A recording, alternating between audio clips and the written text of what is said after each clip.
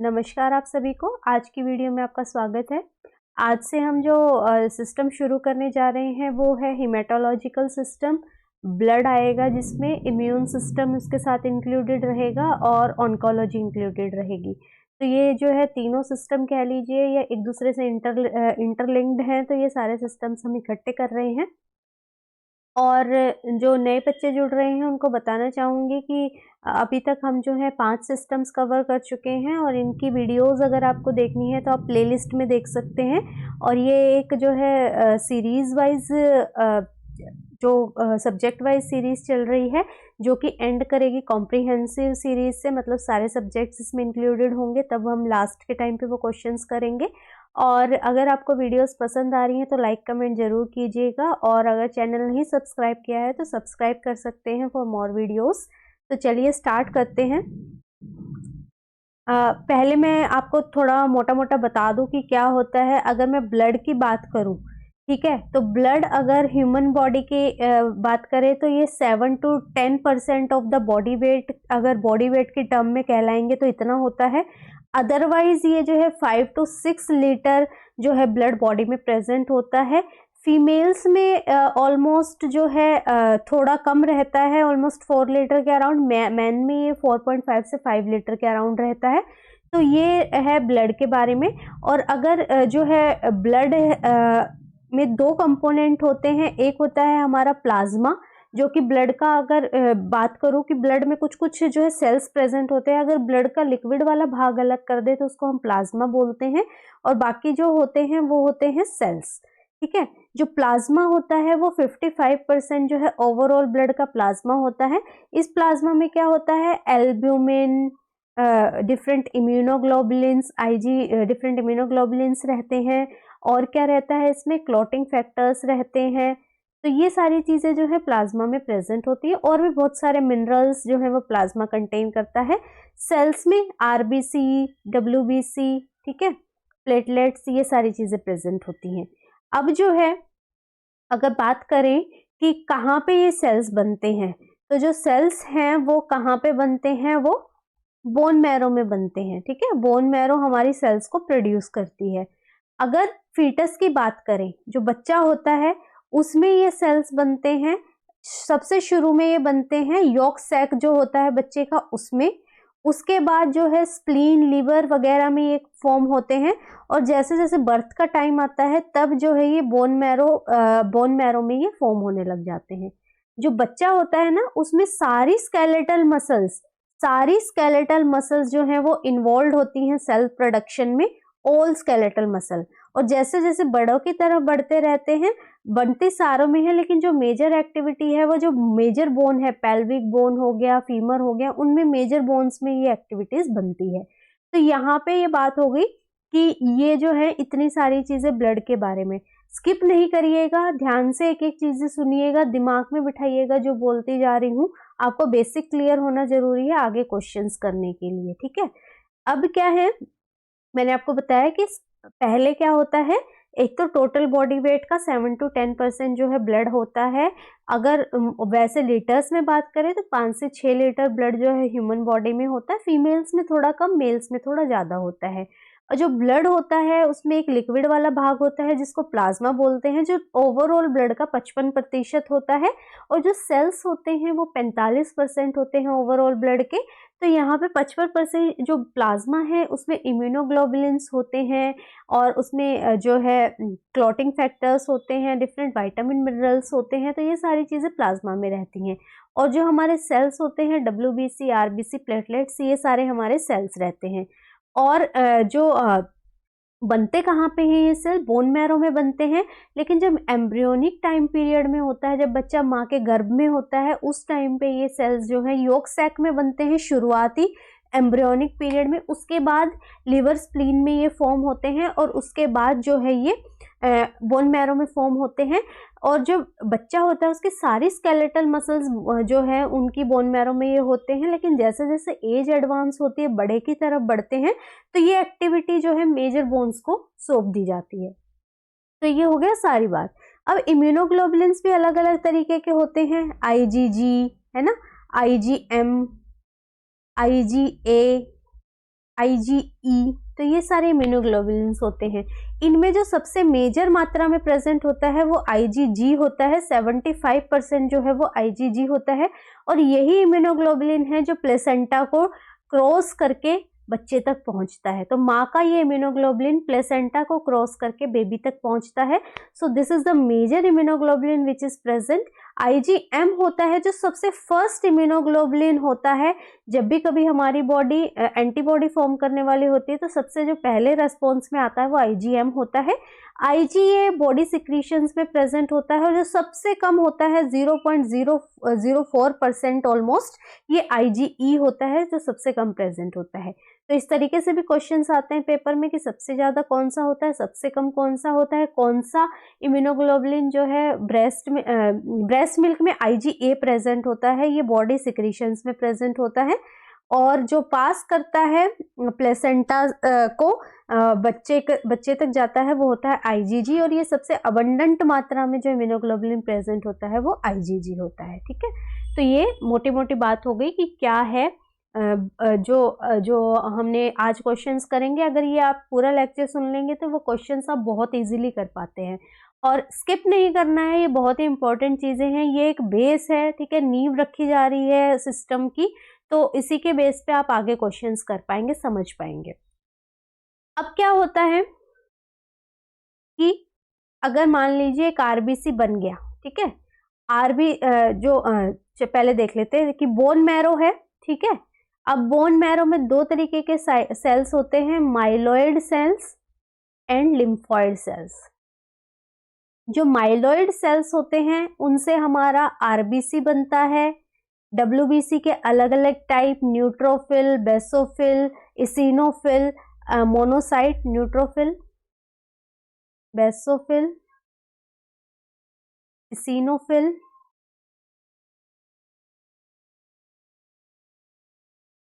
Neutrophil, monocyte, ये बनते हैं, और प्लेटलेट्स बनते हैं। ये सारे माइलॉइड स्टेम सेल से बनते हैं। लिम्फॉइड स्टेम सेल जो होते हैं वो हमारे दो चीजें बनाते हैं, जो कि बी लिम्फोसाइट्स, ये हम अब इम्यूनिटी की बात करेंगे तब मैं बताऊंगी इनका क्या रोल है, और टी लिम्फोसाइट्स। ठीक है,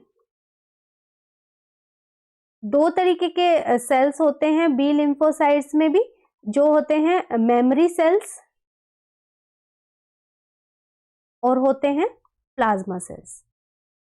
ये जो बी लिम्फोसाइट्स के प्लाज्मा सेल्स होते हैं ये बनाते हैं हमारी एंटीबॉडी, और अगर सेम तरीके का इन्फेक्शन, जब ये एंटीबॉडी बना ली तो इसकी याद रखता है कौन, मेमोरी सेल्स। अगर सेम तरीके का इन्फेक्शन बॉडी में दोबारा होता है तो दोबारा एंटीबॉडी बनाने की जरूरत नहीं होती। मेमोरी सेल्स के पास उनका एक इम्प्रिंट होता है कि हाँ एक ऐसा कुछ तो है ना, पहले भी बॉडी में आया था और उसके एंटीबॉडी ऑलरेडी प्रेजेंट है, तो वो उनको एक्टिवेट कर देता है। तो ये काम होता है मेमोरी सेल्स का। अभी मैं बताऊंगी आपको कि किस तरीके से एक्टिवेशन होता है, क्या रहता है। जो लिम्फॉइड स्टेम सेल्स होते हैं उनमें होता है हमारे हेल्पर टी सेल्स, जैसे कि नाम ही बता रहा है हेल्प कर रहे हैं किसकी, प्लाज्मा सेल्स की हेल्प करते हैं एंटीबॉडी बनाने के लिए। दूसरे होते हैं हमारे सप्रेसर टी सेल्स। सप्रेसर जैसे कि नाम सजेस्ट कर रहा है कि ये क्या करते हैं, अगर बहुत ज्यादा जितनी अमाउंट में एंटीबॉडी चाहिए उतनी बन गई है तो ये उसको दबाने लग जाते हैं कि बस करो अब हो गया है जितना चाहिए था। ठीक है, तीसरे होते हैं हमारे साइटोटॉक्सिक टी सेल्स, इनको हम किलर टी सेल्स भी बोलते हैं। जनरली कैंसरस कंडीशन या हमारे खुद के सेल्स जब हमारे लिए हार्मफुल होने लग जाते हैं उस केस में उनको मारने का काम करते हैं।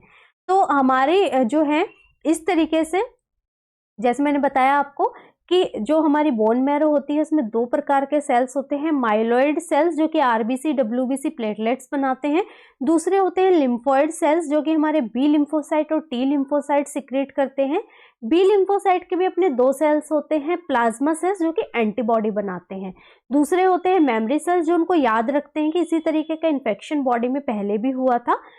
फिर हमारे टी लिम्फोसाइट्स आते हैं, टी लिम्फोसाइट्स आते हैं हमारे हेल्पर टी सेल्स होते हैं जो कि हेल्प करते हैं प्लाज्मा सेल्स के एंटीबॉडी बनाने के लिए।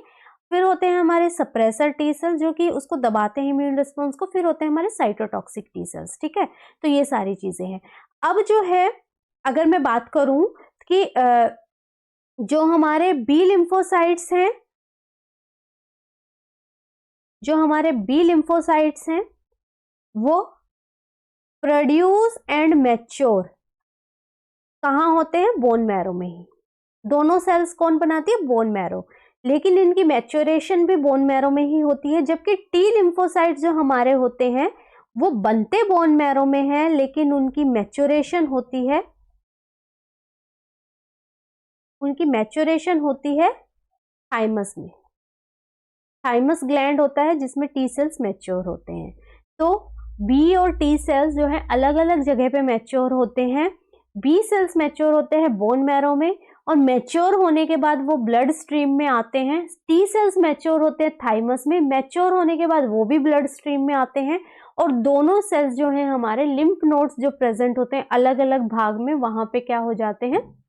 वहां पे स्टोर होते हैं। तो ये इतनी कहानी थी कि बोन मैरो की क्या बात है। ठीक है, तो अब बात करते हैं कि हमारा इम्यून रेस्पॉन्स किस तरीके से काम करता है। ठीक है, इम्यून रेस्पॉन्स का मतलब है कि जब भी कोई फॉरेन ऑब्जेक्ट हमारी बॉडी में आता है तो किस तरीके से हमारी बॉडी उससे रेस्पॉन्ड करती है। हमारी बॉडी में दो तरीके का इम्यून रेस्पॉन्स होता है, जो कि होता है ह्यूमोरल इम्यूनिटी होती है एक बॉडी की, जो कि इमीडिएट किसी भी पैथोजन या किसी भी फॉरेन ऑब्जेक्ट के अगेंस्ट बनती है। दूसरी होती है हमारी cell mediated immunity. Cell mediated immunity जो है वो डिलेड इम्यूनिटी भी कहलाती है, क्योंकि वो बाद में डेवलप होती है। ठीक है, जो हमारी ह्यूमोरल इम्यूनिटी है वो हमारे बी लिम्फोसाइट्स देते हैं हमें, और जो हमारी सेल मीडिएटेड या डिलेड इम्यूनिटी होती है वो हमारे टी लिम्फोसाइट्स हमें देते हैं। इतनी बात क्लियर होनी चाहिए। अब मैंने बताया था कि बी लिम्फोसाइट्स और टी लिम्फोसाइट्स दोनों मैच्योर होते हैं, और मैच्योर होने के बाद कहाँ पे आके स्टोर होते हैं? लिम्फ नोड्स में। कभी भी कोई इन्फेक्शन होता है बॉडी में तो इन लिम्फ नोड क्या हो जाती है? स्वेल कर जाती हैं, जो कि क्या इंडिकेट कर रही है? कोई इन्फेक्शन इंडिकेट कर रही है। लिम्फ नोड्स में हमारे इम्यून सेल्स प्रेजेंट होते हैं, बी लिम्फोसाइट्स और टी लिम्फोसाइट्स। अब मैं बताती हूँ क्या होता है, ध्यान से सुनिएगा। अब रेगुलर जो है ये अपने बी लिम्फोसाइट्स को लिम्फ नोड थोड़ा थोड़ा ब्लड में सिक्रीट कर देती है, और बोलती है कि एक एग्जांपल ले लेते हैं कि पुलिस स्टेशन है। ठीक है, पुलिस स्टेशन है। अब ऐसा तो नहीं होता कि पुलिस स्टेशन के सारे पुलिसकर्मी क्या कर रहे हैं? पेट्रोलिंग कर रहे हैं। कुछ कुछ जिप्सीज होती हैं पेट्रोलिंग करने के लिए, बाकी अधिकारी जो है वहां पे अपने पर्टिकुलर स्टेशन में प्रेजेंट होते हैं। इसी तरीके से लिम्फ नोड में भी सारे अधिकारी, मतलब उसके बी लिम्फोसाइट, टी लिम्फोसाइट्स, वो उसी में प्रेजेंट है, लेकिन कुछ सेलेक्टेड बी, मतलब कुछ कुछ लिम्फोसाइट्स को वो ब्लड में क्या करने के लिए भेजती है? पेट्रोलिंग करने के लिए भेजती है। जैसे जिप्सी पेट्रोलिंग करती रहती है, उस पेट्रोलिंग का क्या पर्पस होता है कि कोई भी जो अनएथिकल एक्टिविटी हो रही है या कोई भी ऐसी एक्टिविटी जो नहीं होनी चाहिए, आउट ऑफ दायरे से जो बाहर की एक्टिविटी हो रही है, उनको कैप्चर करना। सेम काम इनका भी होता है। ठीक है, ये भी एक पुलिस की जिप्सी है, जिसमें कि बाकी सारे तो यहाँ पे प्रेजेंट हैं, पुलिस स्टेशन में प्रेजेंट है। सिर्फ जिप्सी में कुछ जो है, कुछ लिम्फोसाइट्स राउंड कर रहे हैं, पेट्रोलिंग कर रहे हैं, ये देख रहे हैं कि कोई इन्फेक्शियस एजेंट, कोई पैथोजन तो नहीं बॉडी में एंट्री कर गया है। अब अगर कोई पैथोजन एंट्री कर गया है तो ये शुरू में क्या करेंगे? फर्स्ट लाइन ऑफ डिफेंस से उसको मारने की कोशिश करेंगे। यही होता है। ठीक है, कोई ऐसा चोर और चक्का होता है तो अपने ही लेवल पे वो सॉल्व करने की कोशिश करते हैं केस को। ठीक है, वही ये फर्स्ट लाइन ऑफ डिफेंस की कोशिश करेंगे। फर्स्ट लाइन ऑफ डिफेंस में क्या होगा कि मैक्रोफेजेस एक्टिविटी जो बॉडी की है, ये बी लिम्फोसाइट्स कुछ खुद लड़ेंगे, कुछ क्या होगा? मैक्रोफेज एक्टिविटी, जो हमारे फेगोसाइटोसिस वगैरह होती है वो उसको एनगल्फ करने की कोशिश करेंगे, मार के भगाने की कोशिश करेंगे, उसको अपने ही लेवल पे सॉल्व करने की कोशिश करेंगे। ठीक है, ये होता है हमारा फर्स्ट लाइन ऑफ डिफेंस, जो कि हमारे मैक्रोफेजेस वगैरह करते हैं अगर कोई पैथोजन एंट्री करता है तो। अब अगर उनसे काम नहीं चला, ठीक है, अब मामला गंभीर है, उससे काम नहीं चला, अब जाना पड़ेगा थाने में। ठीक है, तो ये क्या करेंगे? ये बी लिम्फोसाइट्स जो होते हैं ये ब्लूप्रिंट लेके जाते हैं इन्फेक्शन का। ये मान लीजिए कि उन्होंने उसको फोटो खींच लिया और अब उसको ले जा रहे हैं कहाँ पे?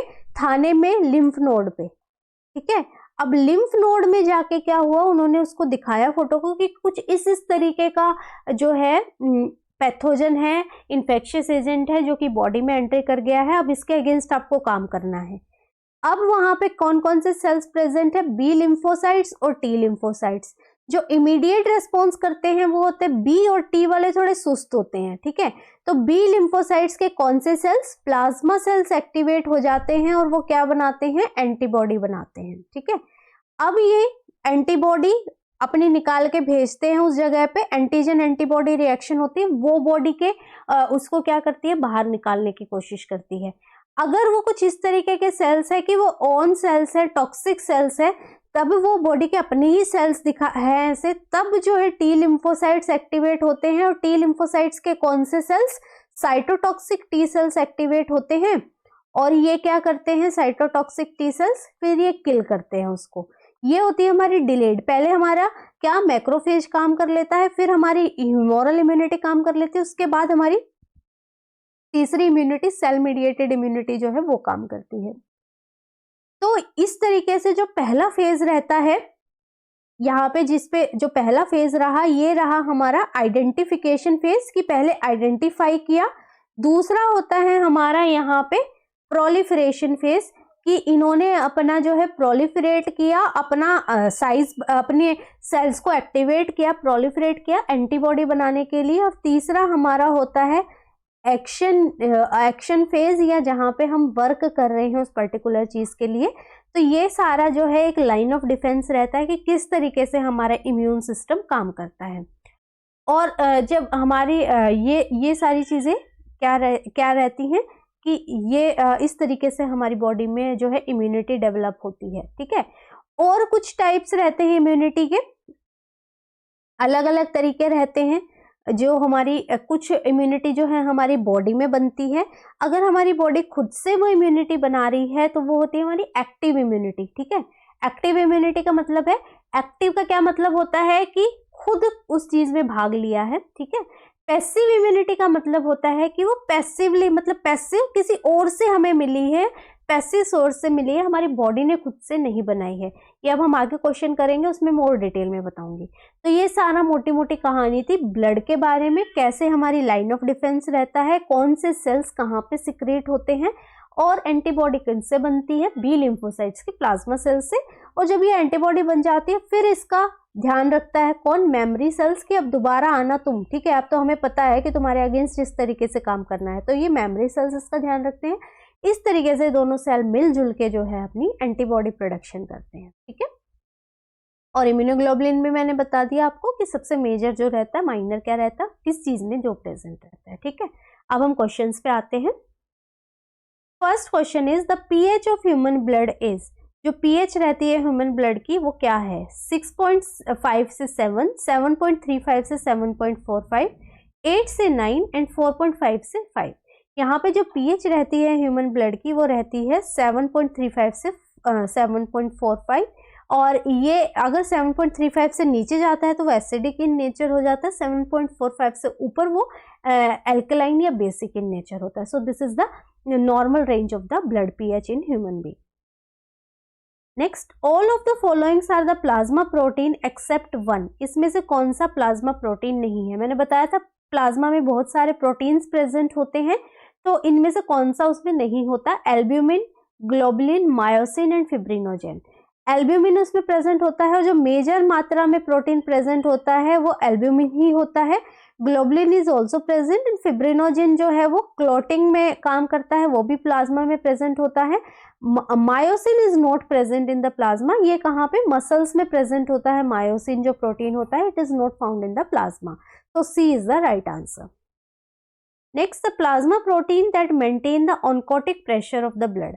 ऑनकोटिक प्रेशर होता है जो लार्ज मॉलिक्यूल्स होते हैं, वो जो सेल्स की मेम्ब्रेन पे प्रेशर बिल्ड करते हैं, वो होता है हमारा ऑनकोटिक प्रेशर। ऑनकोटिक प्रेशर होना बहुत जरूरी होता है, मेंटेन होना। अगर ऑनकोटिक प्रेशर नहीं मेंटेन होता है तो फ्लूइड जो है सेल से बाहर इंट्रावेस्कुलर स्पेस में जो है वो आने लग जाता है, तो उस वजह से असाइटिस वगैरह जैसी कंडीशंस होने लग जाती हैं। तो फ्लूइड शिफ्टिंग ना हो इसलिए प्रॉपर ऑनकोटिक प्रेशर होना जरूरी है। ये ऑनकोटिक प्रेशर जब लीवर डिजीज वगैरह होती है ना, जब जिसमें असाइटिस हो जाता है, पेट फूल जाता है, उस कंडीशन में ऑनकोटिक प्रेशर जो है वो रिड्यूस हो जाता है। और ऑनकोटिक प्रेशर मेंटेन करने के लिए जो मेजर रिस्पॉन्सिबल प्लाज्मा प्रोटीन होता है वो होता है एल्ब्यूमिन। अगर कभी भी ध्यान रखना, जब असाइटिस वगैरह वाली कंडीशन होती है तो एल्ब्यूमिन का इन्फ्यूजन दिया जाता है। एल्ब्यूमिन का इन्फ्यूजन होने का यही पर्पस है कि जो ऑनकोटिक प्रेशर है वो बना रहे और जो फ्लूइड बाहर आया है वो वापस से सेल्स के अंदर शिफ्ट हो जाए। तो बी राइट आंसर रहेगा। Next, which of the following is considered an indication for administering serum albumin. Serum albumin देने की क्या इंडिकेशन है, उसी क्वेश्चन को दूसरी तरीके से घुमा के पूछ लिया गया है। ये सारे questions previous year AIIMS exams के क्वेश्चंस हैं, तो हल्के में नहीं लेना है। हल्के में तो कुछ भी नहीं लेना है, ठीक है, क्योंकि कुछ नहीं पता है कि एग्जामिनर क्या पूछ ले। लेकिन जनरली देखा गया है कि एम्स में प्रीवियस ईयर्स वो रिपीट करते हैं, नहीं भी करते तो पैटर्न जो है वो फॉलो करते हैं, तो इसीलिए सारे प्रीवियस ईयर एम्स क्वेश्चंस हैं ये। कौन सा इसमें से सीरम एल्ब्यूमिन की इंडिकेशन है? Formation of WBC, maintenance of oncotic pressure, formation of RBC and clotting of blood. यहाँ ऑनकोटिक प्रेशर, अभी मैंने पिछले क्वेश्चन में बताया कि ऑनकोटिक प्रेशर मेंटेन करने के लिए एल्ब्यूमिन की जरूरत होती है, B. Next, the life span of fetal RBC। Fetal RBC का क्या लाइफ स्पैन होता है? 80 days, 5 to 7 days, 120 days and 100 days. जो नॉर्मल अडल्ट RBC का लाइफ स्पैन है वो 120 डेज होता है अडल्ट का। जो हमारे फीटल RBCs होते हैं वो जनरली 70 to 80 या 60 to 80 डेज होता है, दिस इज फीटल RBC। और जो प्री मैच्योर होते हैं उनमें 35 से 45 डेज या 50 डेज कहीं कहीं लिखा होगा, तो ये जो है लाइफ स्पैन ऑफ RBC रहता है। लाइफ स्पैन ऑफ RBC का मतलब है RBC बन गए हैं और टूट गए हैं। टूटना भी बहुत ज़्यादा जरूरी है क्योंकि नई फॉर्मेशन हो रही है RBCs की, और जब RBCs टूटते हैं, जब आयरन रिलीज होता है बॉडी में, ठीक है, वो आयरन बॉडी दोबारा यूज कर लेती है नए RBC की प्रोडक्शन के लिए। तो इस तरीके से पूरी साइकिल चलती रहती है। और RBC का जो टूटना है वो कहाँ पे जाके, स्प्लीन में जाके हो रहा है। जो स्प्लीन होती है वो हमारे RBCs को ब्रेक डाउन करने में और उसको ठिकाने लगाने के काम करती है, ठीक है। तो ये जो है फीटल RBC का पूछा था, ये है 80 days. Next, life span of RBC, यहाँ पे कुछ भी मेंशन नहीं है तो हम अडल्ट RBC इसको कंसीडर करेंगे और उसका लाइफ स्पैन होता है 120 days. Next, red bone blood cells are synthesized in the embryonic life in. ये मैंने अभी जब आपको थ्योरी बताई कि बताया था कि जो RBC होते हैं, मतलब जो सेल्स की प्रोडक्शन है वो कहाँ पे होती है एम्ब्रियोनिक लाइफ में। Yellow bone marrow, yolk sac, red bone marrow and kidney, ये कहाँ पे होती है? यॉक सैक में होती है, और उसके बाद ये एक्टिविटी बोन मैरो की तरफ आती है। तो पहले यॉक सैक में होती है, उसके ये जनरली 8 वीक्स तक या 9 वीक्स तक रहती है। उसके बाद ये स्प्लीन एंड लिवर में रहती है, और उसके बाद जो है लास्ट के मंथ्स में ये बोन मैरो की तरफ चली जाती है। कौन सी बोन? ऑल स्केलेटल बोन्स जो है वो इन्वॉल्व होती हैं in production of cells. Next, और जो बच्चे होते हैं ना उनमें RBC आपने देखा होगा, जो बच्चे पैदा होते हैं उनमें हीमोग्लोबिन कंटेंट बहुत हाई होता है। हाई होने का क्या कारण है? कि उनकी मेटाबॉलिज्म रेट बहुत ज़्यादा होती है। अभी अभी बच्चे बाहर आए हैं और बाहर के इन्वायरमेंट से उनको क्या करने के लिए, एडजस्ट होने के लिए अपनी मेटाबॉलिक रेट को बढ़ाना पड़ता है। और जब मेटाबॉलिक रेट बढ़ा रहे हैं तो उनको ज़्यादा ऑक्सीजन की ज़रूरत होती है, इसीलिए उनका HB बहुत हाई होता है, क्योंकि हीमोग्लोबिन ही वो है कि जो ऑक्सीजन से बाइंड होता है और बॉडी सेल्स को ऑक्सीजन पहुंचाता है। तो यही कारण है कि उनका HB जो है वो बहुत हाई होता है। और जो फीटस RBC हैं वो टूटने लग जाते हैं, वो बड़े होते हैं साइज में, क्योंकि HB उनका कंटेंट ज़्यादा है, तो वो धीरे धीरे फिर टूट के क्या है, वो अडल्ट RBC में धीरे धीरे कन्वर्ट होते हैं। By the 6 month of the age जो बच्चों के RBCs होते हैं वो अडल्ट RBCs में ऑलमोस्ट कंप्लीट हो जाते हैं, ठीक है, ऑलमोस्ट चेंज हो जाते हैं। तो ये बी राइट आंसर रहेगा इस क्वेश्चन का, यॉक सैक।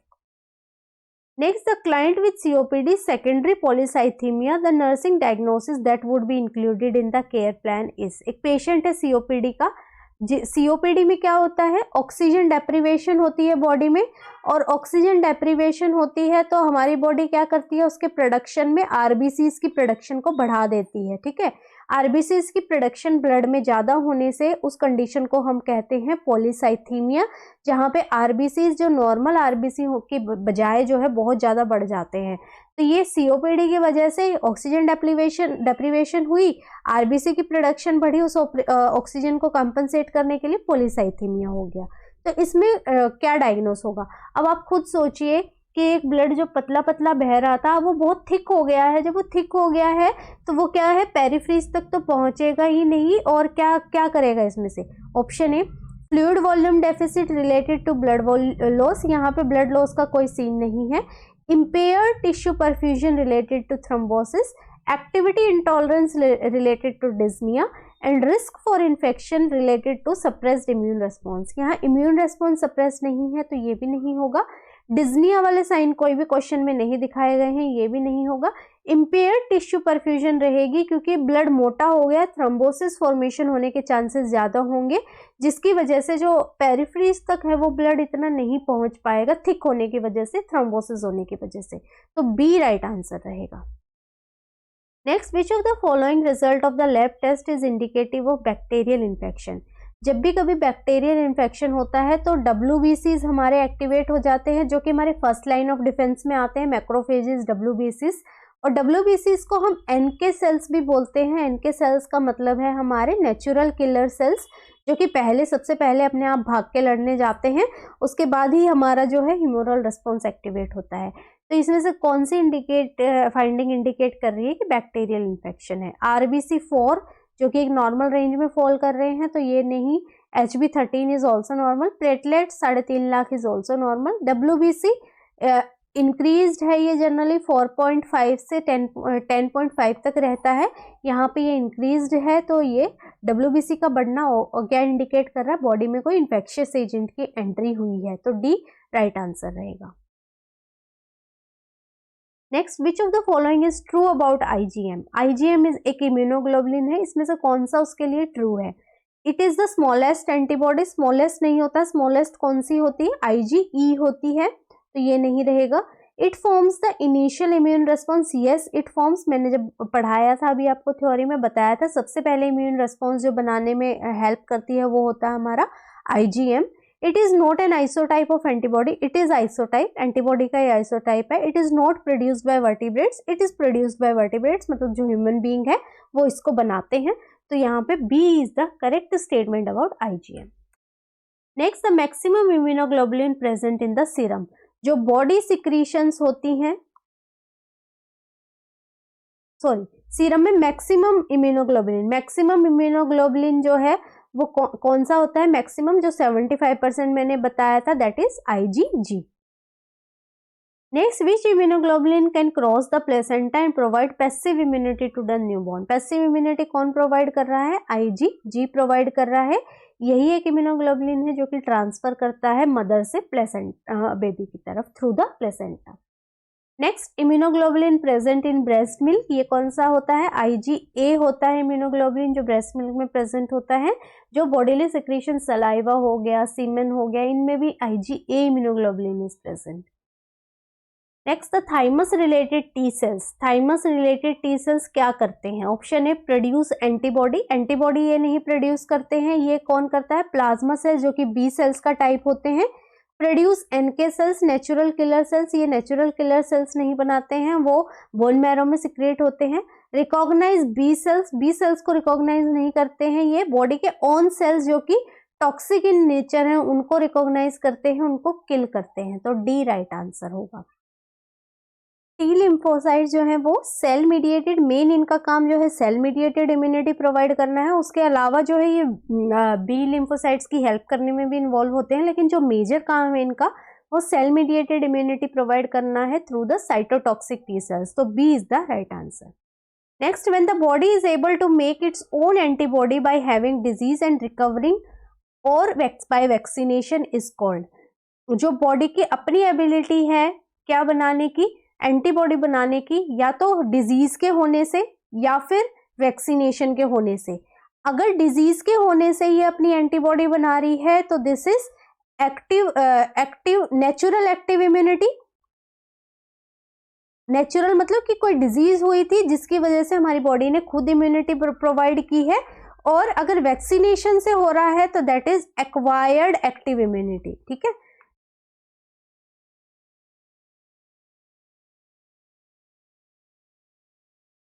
तो यहाँ पे acquired immunity, passive immunity, active immunity and passive acquired. This is active immunity जो कि बॉडी खुद बना रही है। तो next question is artificially acquired immunity is obtained by. Artificially का क्या मतलब है? एक्वायर्ड का मतलब कि बॉडी ने खुद ही बनाई है, और आर्टिफिशियल का मतलब है कि कोई ऐसा आर्टिफिशियल मीन से हमने एंटीजन दिया है जिससे कि बॉडी ने खुद प्रोड्यूस की है। तो यहाँ पे ये क्या है? इम्यूनाइजेशन है। ये जो हमारी वैक्सीन्स होती हैं वो हमारी दो तरीके की वैक्सीन्स होती हैं, किल्ड होती हैं एंड लाइव होती हैं। किल्ड में हम क्या करते हैं कि मरा हुआ एंटीजन जो है वो बॉडी में इंट्रोड्यूस करते हैं। लाइव में, लाइव अटेन्यूएटेड मतलब मरा हुआ तो नहीं है लेकिन उसकी डिजीज कॉजिंग पावर को बहुत कम करके हम बॉडी में इंट्रोड्यूस करते हैं। कारण क्या होता है? ताकि बॉडी खुद उसके अगेंस्ट एंटीबॉडी बना ले, और जब कोई नेचुरल इन्फेक्शन उस डिजीज से होगा तब बॉडी उसको पहचान ले कि ऐसे एंटीबॉडी तो हमने पहले बना रखी है और उसको वहीं से मार के भगा दे, जो हमने लाइन ऑफ डिफेंस देखी थी। तो ये ए राइट आंसर रहेगा। Next, the immunity that is transferred from maternal antibody to fetus transplacentally and to infant through breast milk to protect them till they when their immune system matures to function is a kind of। कि ये एक जो mother से बच्चे को जा रही हैं और जो ब्रेस्ट मिल्क से बच्चे को जा रही हैं। जो ब्रेस्ट मिल्क से या प्लेसेंटा से बच्चे को जा रही हैं, बच्चा खुद तो नहीं बना रहा, वो क्या है? बनी बनाई एंटीबॉडी है। तो वो कैसी इम्यूनिटी होती है? पैसिव इम्यूनिटी होती है, जो कि बनी बनाई एंटीबॉडी जो ब्रेस्ट मिल्क से प्लेसेंटा से जा रही है। तो डी राइट आंसर रहेगा। Next, the passive immunity against tetanus is obtained by administration of. Passive immunity का क्या मतलब है? रेडीमेड। पैसिव से मतलब रखिए आप रेडीमेड इम्यूनिटी जो कि बनी बनाई है। तो यहाँ डीटी, टीटी, डीपीटी इन सब से तो बॉडी क्या बनाएगी? एक्टिवली बनाएगी, ना कि ये बनी बनाई immunity. Immunoglobulin is a type of बनी बनाई immunity, readymade immunity. So this is passive immunity, D. Next, herd immunity does not protect against an individual in. Heard का क्या मतलब होता है? झुंड। ठीक है, हर्ड इम्यूनिटी जो है वो इस तरीके की इम्यूनिटी होती है जो कि बॉडी को जो कि ऐसे इंडिविजुअल्स को प्रोटेक्ट करती है जो अनइम्यूनाइज्ड इंडिविजुअल्स है। किस तरीके से? जैसे कि बहुत सारे लोग हैं, ये जो मैं डार्क कर रही हूँ ये वो लोग हैं जिनको क्या हो गई है? डिजीज हो गई है। ठीक है, और यहाँ पे वो कुछ ऐसे लोग हैं जिनको क्या है? डिजीज नहीं हुई है या इनको कोई इम्यूनिटी नहीं है, ये सारे इम्यून हैं। अब कोई डिजीज हुई, अब मान लीजिए वो डिजीज इसको हो गई। ठीक है, इसने अब जब डिजीज एजेंट शेड किया तो इसके चारों तरफ ऐसे लोग थे जो कि ऑलरेडी इम्यूनाइज्ड थे। तो जो वो डिजीज एजेंट शेड हुआ उसको कहीं कुछ बॉडी ही नहीं मिली एंट्री करने के लिए। तो जब वो यहीं पे खत्म हो गया तो वो इस बंदे तक नहीं पहुंच पाया। तो इस तरीके से जब बहुत सारे बंदे इम्यूनाइज्ड हो जाएंगे तो जो अनइम्यूनाइज्ड कुछ पॉपुलेशन रह जाती है वो भी ऑटोमेटिकली क्या हो जाती है? प्रोटेक्टेड हो जाती है, क्योंकि एंटीजन जो है वो शेड होने के बाद उसको कोई बॉडी ही नहीं मिलती है एंट्री करने के लिए। तो ये होती है हमारी हर्ड इम्यूनिटी, जो कि हम इम्यून ना होते हुए भी एक तरीके से इम्यून है, क्योंकि हमारे चारों तरफ लोग इम्यून हैं। तो ये कह रहे हैं कि कौन सी ऐसी डिजीज है जो हर्ड इम्यूनिटी प्रोवाइड नहीं करती? Diphtheria, poliomyelitis, small pox and tetanus. यहाँ टेटनस है जो कि हर्ड इम्यूनिटी प्रोवाइड नहीं करती है, बाकी स्मॉल पॉक्स, डिप्थीरिया, पोलियोमाइलाइटिस सब में जो है हर्ड इम्यूनिटी का कॉन्सेप्ट होता है। Next, which of the following substance is release during inflammatory process when platelets are activated. जब प्लेटलेट एक्टिवेट होती हैं तो इनमें से वो क्या सिक्रेट करती है during the inflammatory process? Histamine, serotonin, heparin and bradykinin. तो वो क्या प्रोड्यूस करती हैं? यहाँ पे सीरोटोनिन प्रोड्यूस करती हैं बी, जब प्लेटलेट्स एक्टिवेट होती हैं एज अ इन्फ्लामेटरी प्रोसेस। तो बी राइट आंसर रहेगा। Next, the tissue plasminogen activator is to be administered to the patient in trauma and emergency unit. Which of the following is a priority action? कि एक tissue plasminogen activator देते हैं। Tissue plasminogen activator क्या होता है, clot dissolve करने के लिए दिया जाता है। जब कभी बॉडी में क्लॉट हो जाता है तो उस केस में दिया जाता है ताकि क्लॉट को रिजॉल्व किया जा सके, क्लॉट को तोड़ा जा सके। तो जब भी कभी क्लॉट बस्टर हम यूज करते हैं, हम हमेशा क्या देखते हैं, apical pulse, serum electrolyte, sign of bleeding and blood grouping. यहाँ हमें ब्लीडिंग के साइन देखने होते हैं क्योंकि एक तरीके से ये ब्लड को थिनन करने के काम करता है, क्लॉट को तोड़ने का काम करता है। तो यहाँ साइन ऑफ ब्लीडिंग के लिए हमें चेक करना है सी। Next, the patient is receiving warfarin for pulmonary embolism. Which of the following is contraindicated when the patient is on warfarin?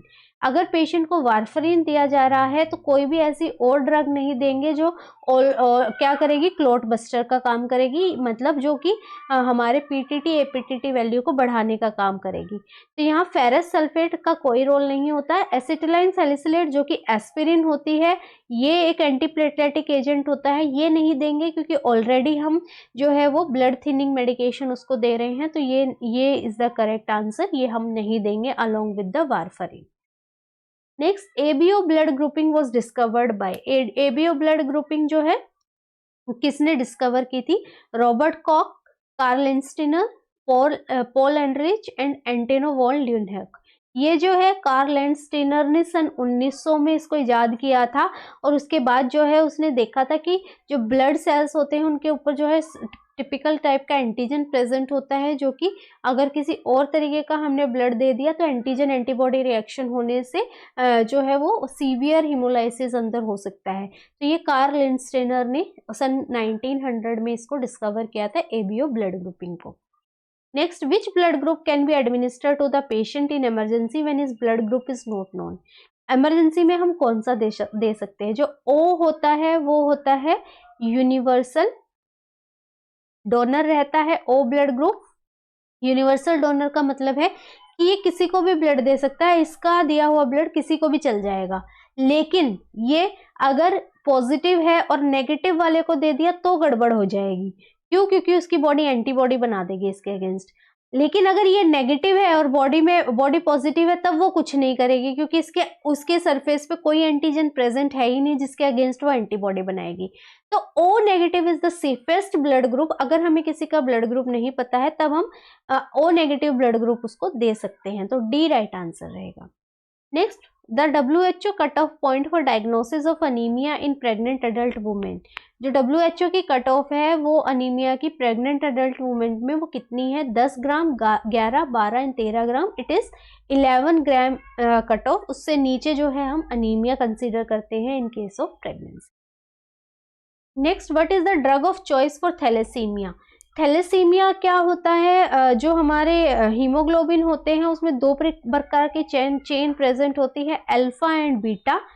अगर अल्फा चेन में डिफेक्ट होने से होता है उसको हम अल्फा थैलेसीमिया बोलते हैं, और अगर बीटा चेन में डिफेक्ट होने से होता है तब हम उसको बीटा थैलेसीमिया या उसको कूलीज अनीमिया भी टर्म करते हैं। यहाँ पे जो HB की प्रोडक्शन है, हीमोग्लोबिन की प्रोडक्शन है, वो नहीं होती। RBCs बहुत लोअर रहते हैं due to the defect in the chain of the haemoglobin. तो यहाँ पे जो है पर्सन को हमेशा हमें ब्लड ट्रांसफ्यूजन देना पड़ता है ताकि वो हीमोग्लोबिन उसका मेंटेन रहे। और हीमोग्लोबिन का क्या काम है? ऑक्सीजन कैरी करने का काम है। जब इनको हीमोग्लोबिन नहीं देंगे तो क्या होगा कि ऑक्सीजन नहीं मिल पाएगी बॉडी को, हाइपोक्सिया वाली कंडीशंस होंगी। तो हमें रेगुलर तौर पे हीमोग्लोबिन देना, ब्लड ट्रांसफ्यूजन देना इनको जरूरी है। अल्फा वाले माइल्ड होते हैं, इनको जरूरत नहीं होती है। बीटा थैलेसीमिया वाले मेजर होते हैं, इनको जरूरत होती है क्योंकि इनका HB 4-5 इसी रेंज में रहता है। तो इसमें ड्रग ऑफ चॉइस क्या रहेगा? Vincristine, vinblastine, dilantin. ये तो जो है कीमोथेरेप्यूटिक एजेंट है। डायलेटिन भी नहीं देते हैं, डिफेरक्सिम देते हैं, ये आयरन चिलेटिंग एजेंट है। अब आयरन का यहाँ पे क्या काम आ गया? ये क्या होता है, यहाँ पे जो आरबीसीज हैं वो बहुत जल्दी टूटते हैं, और आरबीसी टूटने से क्या बनता है, आयरन बनता है। अब आयरन जो है वो नए आरबीसी तो बन नहीं रहे हैं, लेकिन टूट बहुत जल्दी रहे हैं, तो ये आयरन का कंटेंट बहुत ही हाई हाई हाई होता चला जाएगा ब्लड में, है ना। और ये आयरन क्या कर सकता है, किसी भी बॉडी के ऑर्गन को खराब करने की क्षमता रखता है, बीइंग इट्स लीवर, लंग्स, कहीं पे भी जाके जो है ये उसको खराब कर सकता है। तो यहाँ पे डिफेरोक्सिन आयरन चिलेटिंग एजेंट होता है। ये जो फ्री फ्लोटिंग आयरन होता है ना ब्लड में, उससे चिपक जाता है और यूरिन से उसको एक्सक्रीट कर देता है। तो यहाँ पर डिफेरोक्सिन देना जरूरी है। ये आयरन पॉइजनिंग में देते हैं हम, ताकि ये वाली चीज ना हो, आयरन का लेवल ब्लड में ना बढ़े और क्या ना हो, बॉडी ऑर्गन्स में डिपॉजिट ना हो। तो डी राइट आंसर होगा। Next, Cooley's anaemia is caused by which reason. Cooley's anaemia जो बीटा थैलेसीमिया होता है किस चीज से होता है, deficiency of vitamin C, deficiency of B12, B12 से तो जो होने वाला होता है उसको क्या बोलते हैं, परनीशियस अनीमिया बोलते हैं। Deficiency of beta chain of haemoglobin, yes इससे होता है। अल्फा चेन से जो है अल्फा थैलेसीमिया होता है, थैलेसीमिया ए जिसको बोलते हैं। Beta thalassaemia, thalassaemia B, beta chain से जो होता है, ठीक है। Next, mongoloid face are seen in children suffering from. Mongolism face जो है किस में होता है, sickle cell, beta thalassaemia, megaloblastic anaemia, aplastic anaemia. Beta thalassaemia या कूलीज अनीमिया जो है उसकी प्रेजेंटेशन होती है mongoloid face in the children. So B right answer है। Next, client has been diagnosed with pernicious anaemia. Pernicious anaemia का मतलब है B12 की डेफिशिएंसी होना, या तो B12 की डेफिशिएंसी या बॉडी में इंट्रिंसिक फैक्टर जो होता है जो कि हमारे स्टमक के पेराइटल सेल सिक्रेट करते हैं वो नहीं बन पा रहा है, क्योंकि वो ही क्या करता है, इसके एब्जॉर्प्शन के लिए रिस्पॉन्सिबल होता है। और B12 की एब्जॉर्प्शन कहाँ पे होती है, टर्मिनल इलियम में जाके होती है। तो ये चीज ध्यान रखनी है आपको, ठीक है। तो in planning the care the nurse anticipate that the client will be treated with. Client को क्या देना है, किसकी कमी से होना वही देना है, B12 जो है वो सप्लीमेंट देना है। सी राइट आंसर रहेगा। Next, Schilling's test is used for storage of vitamin B12, production, digestion and absorption. ये B12 की एब्जॉर्प्शन के लिए दिया जाता है। अब करते क्या है, पहले पेशेंट को जो है ओरल रेडियो एक्टिव सब्सटेंस, मतलब विटामिन B12 दिया जाता है जो कि रेडियो एक्टिव होता है। रेडियो एक्टिव का यही मतलब होता है कि जहां जहां वो बॉडी में जा रहा है उसको ट्रैक किया जा सके, ठीक है। वो लाइट लाइट एलिमिनेट करेगा, जिस लाइट की हेल्प से पता लग जाएगा कि वो इस बॉडी पार्ट तक पहुंच गया है। अब जो है उसके 1 घंटे बाद, 1 आवर जो है आफ्टर, IM देते हैं B12। तो अब क्या होना चाहिए कि जब हम ये दोनों दे रहे हैं तो जो यूरिन है उसमें B12 की मात्रा क्या होनी चाहिए, बढ़ी हुई होनी चाहिए। लेकिन अगर कमी होती है बॉडी में तो ये विटामिन B12 भी उस कमी वाली साइड पे चिपक जाएगा और ये भी चिपक जाएगा, जिससे कि यूरिन में B12 क्या हो जाएगा, कम हो जाएगा। और यूरिन में B12 का कम होने का क्या मतलब है कि जितना हमने B12 दिया वो एब्जॉर्ब हो गया अंदर जाके, मतलब वो जहां जहां पे कमी थी। अब मान लीजिए कि अंदर जो है गड्ढे बने हुए हैं, और ये गड्ढे किससे बने हैं, विटामिन B12 की कमी से बने हुए हैं। तो जब हमने B12 दिया, यहाँ चिपक गया, यहाँ चिपक गया, यहाँ चिपक गया, तो जो बॉडी से एक्सक्रीट होना था वो तो क्या हो गया, कम हो गया, जो इंडिकेट कर रहा है कि जो B12 है उसकी कमी है बॉडी में, ठीक है। अब हम दूसरा स्टेप करते हैं कि B12 के साथ हम इंट्रिंसिक फैक्टर जोड़ के दे देते हैं। इंट्रिंसिक फैक्टर से जो है इस B12 की फिर एब्जॉर्प्शन को देखते हैं। तो इस तरीके से शिलिंग्स टेस्ट किया जाता है कि एब्जॉर्प्शन डिटेक्ट करने के लिए B12 की। तो डी राइट आंसर रहेगा।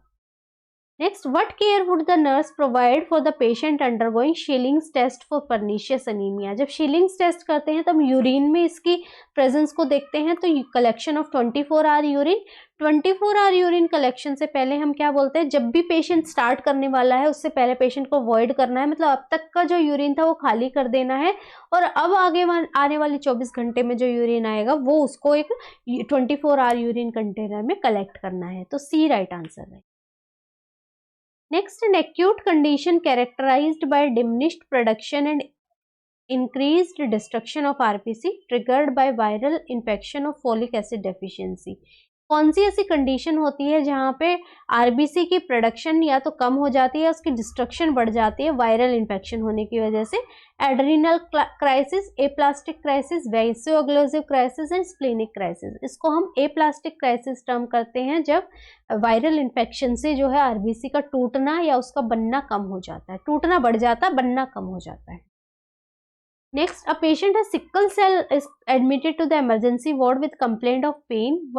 Which of these should the nurse institute? Sickle cell anaemia भी एक जेनेटिक कंडीशन है जहाँ पे जो आरबीसी का नॉर्मल साइज होता है वो ऐसे डिस्क शेप होता है। सिक्कल में जो है वो इस तरीके के आरबीसीज बन जाते हैं, ठीक है। तो उनकी शेप जो है वो चेंज हो जाती है और ये अगर ये किसी वेसल से जा रहे हैं तो वो यहाँ पे इकट्ठा हो गए, उन्होंने ढेर बना दिया जिससे कि यहाँ का स्पेस कम हो जाता है और पेन रिजल्ट करता है। तो जब हम ऑक्सीजन प्रोवाइड करते हैं ना, तो ऑक्सीजन प्रोवाइड करने से इनकी शेप जो है वो थोड़ी थोड़ी सही हो जाती है और ये यहाँ का रास्ता छोड़ देते हैं और तो रास्ता बन जाता है। तो ऐसे केस में हमेशा नेजल ऑक्सीजन थेरेपी देंगे ताकि जो सिक्वेस्ट्रेड सेल्स हैं, सिक्कल सेल हैं, उनको ठीक किया जा सके। तो डी राइट आंसर रहेगा। Next, the nurse is caring for a child with sickle cell anemia to prevent thrombosis formation as well as other complication. The nurse should क्या करेगी? वही करेगी कि ऑक्सीजन एडमिनिस्टर करना है, ठीक है। तो ए राइट आंसर रहेगा। तो this was all about for today. कल हम नई क्लास के साथ मिलेंगे। अगर आपको पसंद आ रही है तो प्लीज़ लाइक कमेंट कीजिएगा और ज़्यादा से ज़्यादा शेयर कीजिएगा और जो है अपनी कंसिस्टेंसी बरकरार रखिएगा अच्छे रिजल्ट के लिए। Thank you.